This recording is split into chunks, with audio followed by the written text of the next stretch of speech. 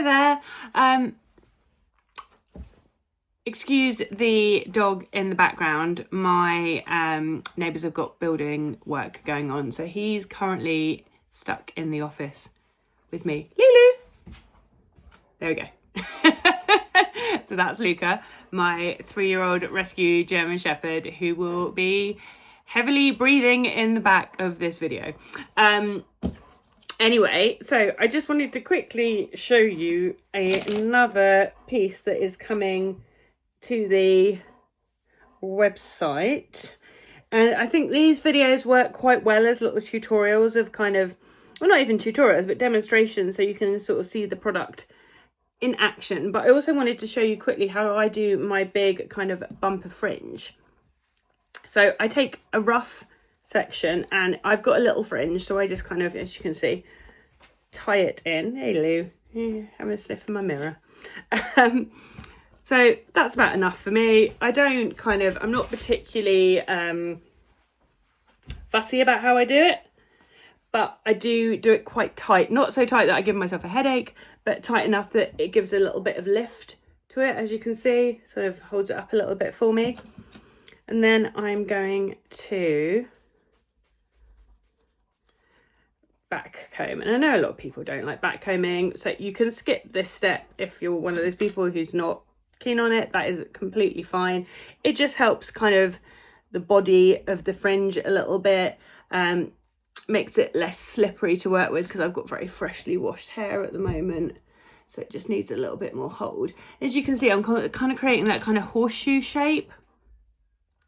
Surprisingly, my hair looks really dark on camera. It's not actually this dark.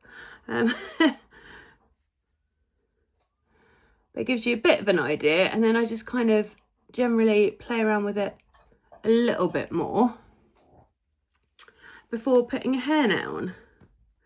And I find the hairnet just holds it in place like nothing else does.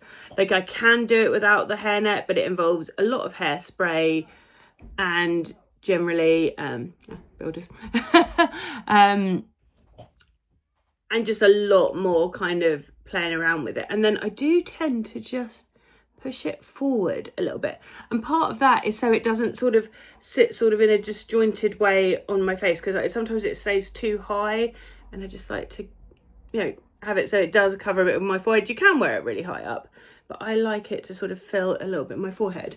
And then with the rest of my hair, I am going to do what I always do when I can't be bothered. Quick messy bun. And then I really like, and I'll show you these little clips.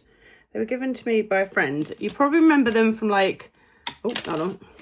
Actually, how if I show that to the camera? You know, you remember them from like the 90s, the little butterflies, and then these were probably like more 2000s, these little ones. But I said messy, because I don't want to back comb that. And all that is it's just giving a little something at the back. But I do find these little clips, hold on, what are they called?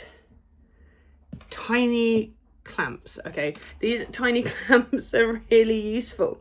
So this is the headscarf we're styling today, and it's got bat wings. So it works just like you tie my other headscarves. You know, tying these in a mirror is always a nightmare, because I tie the wrong way. When you're looking in a mirror, you don't tie the way you mean to tie. Anyway, that is the headscarf. As you can see, it's got bat wings. And it's got floral pattern. So that is one of the ways you can wear it. So you can wear it where you've got a bit backlit here, but it is actually, I'll show you, solid black. So you've got little bat wings, or this is a little more complicated to do. I'm going to tie it here because I can't do it on my head so easily.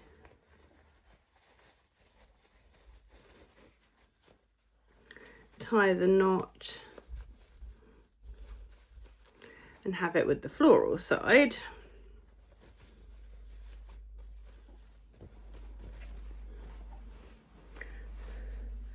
and pop it on that way.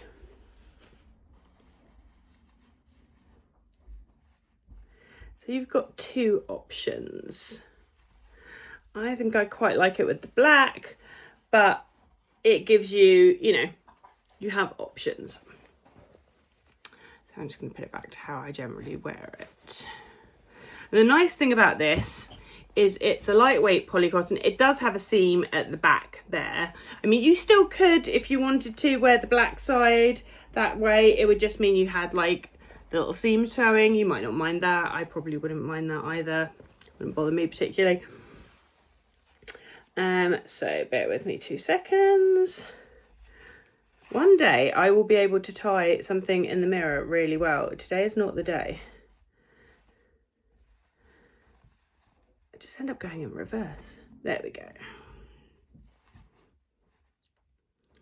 So you end up with these nice little bat wings. And then what you can do is you can always add in a little hair grip either side. That kind of helps.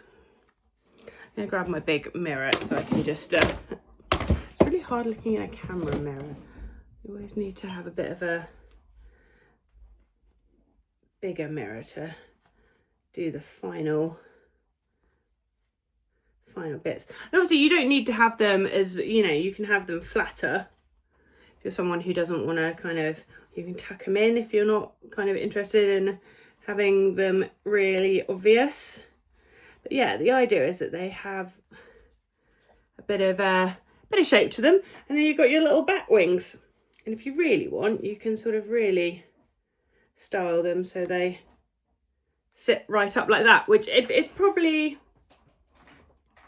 my preferred way of wearing them. But yeah, so it just gives you a little bit of a look at them. As you can, let me give you, let me move the camera so you can see it a bit better. There we go. So those are the batwing bandanas and or headscarves rather, and they are coming to the website really soon, so check the mailing list.